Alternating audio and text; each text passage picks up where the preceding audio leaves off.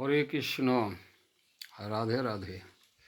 এসো ভাইয়া বাবা, আজ তোমরা 4 জন? আচ্ছা, খুব ভালো। এরা সব বন্ধু, আমারও বন্ধু। ঠিক আছে, খুব ভালো। কি নাম তোমাদের? আনন্দ। তোমার? সদানন্দ। তোমার নাম? নিত্যানন্দ।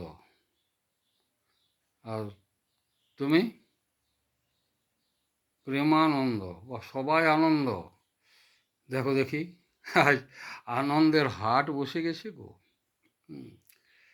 তা কি বলতে বলছো? ও, যুগ মাহাত্ম্য। এটা কি যুগ চলছে? সত্যযুগ? আমি ভুল বলে ফেললাম। কি চলছে? কলিযুগ। ঠিক ঠিক। আমার উল্টো পাল্টা মাঝে মাঝে হয়ে যায় ভাই, কি করবে আনন্দ। আর এত আনন্দ যখন, তখন আনন্দে সব ভুলে যাচ্ছে, বুঝলে। কলিযুগ। আমি আর কি করে বলবো কলিযুগের মাহাত্ম্য। তবে হ্যাঁ, ঠিক বলেছে একটা, ওই তুলসী দাস গোস্বামী যেটি বলে গিয়েছেন, সেটি শোনো, দেখো কেমন লাগে। তো তুলসীদাস গোস্বামী এই কলিযুগকে কি বললেন? গাইয়া দুধে কুত্তা পোষে, বাছুর রহে ভুখা, সালে কয় উত্তম খেলায়ে, বাপ না পায় রুখা। গায়ের দুধে কুত্তা পোষে, বাছুরে খেতে পাবে না, টেনে দুইয়ে ভালো ভালো কুকুর ঘরে রাখে, ঠাকুর সেবা করে না, কুকুরের সেবা করে। এটাই আজকালকার আভিজাত্য বড়লোকদের, তা নইলে মানাবে না। সে গায়ের দুধে কুত্তা পোষে, বাছুর রহে ভুখা। বাছুর দুধ খেতে পেল কি না পেল কোনো যায় আসে না। আর শাল এক উত্তম খেলায়, বাপ না পায় রুখা। শালক মানে শালা সম্বন্ধীরা, মানে বইয়ের ঘরের লোক এলে তাদের জন্য বাবা এই কি আনতে হবে, কি করতে হবে, এত ব্যস্ত পড়ে যাবে যে কিছু বলার নাই আর কি, সময় পায় না। কি আনবো, কি খাওয়াবো, কোথায় রাখবো। ওই যদি শ্যালক বা শালিকা এসে যায়, মানে শ্বশুর বাড়ির লোক, বাপ না পায় রোখা।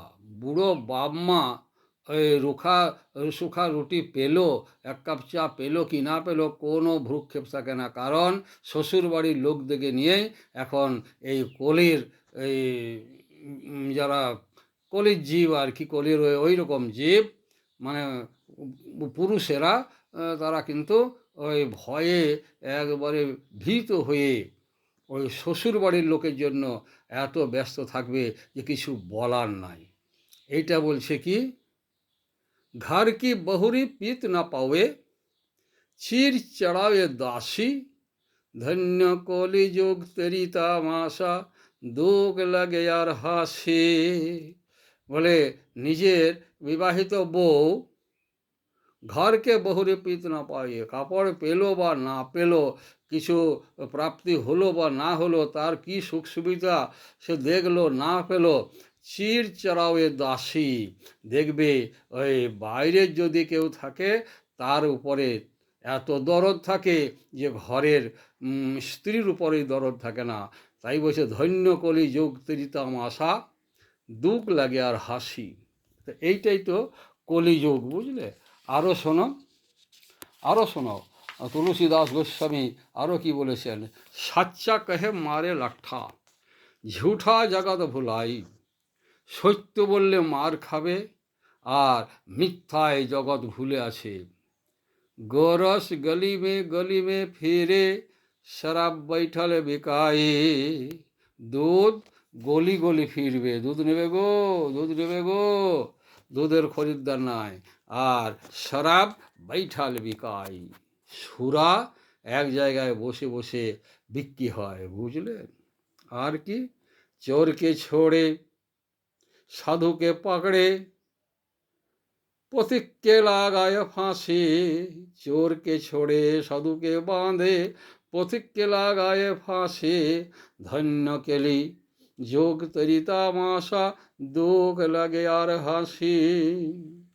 এই কলিযুগে চোরকে ছোড়ে, চোর ছাড়া পাবে, আর সাধুকে বাঁধে, আর পথিককে লাগায় ফাঁসি। ধন্য কলিযোগ তরিতাম আশা, দুঃখ লাগে আর হাসি। এই হলে কলিযোগ, মানে নিজের মা বাপের কাছে কোনো সলা পরামর্শ নাই। শ্বশুর বাড়ির লোক যা বলবে এখন কর্তা তাই করবে, কারণ শ্বশুর বাড়ির লোককে নিয়ে ব্যস্ত। কাজেই বাপ মা এখন আর কে, বাপ মা এক সাইডে থাকবে, আর শ্বশুর বাড়ি নিয়েই মাতামাতি। এই হলো কলিযুগ ধর্ম, বুঝলে?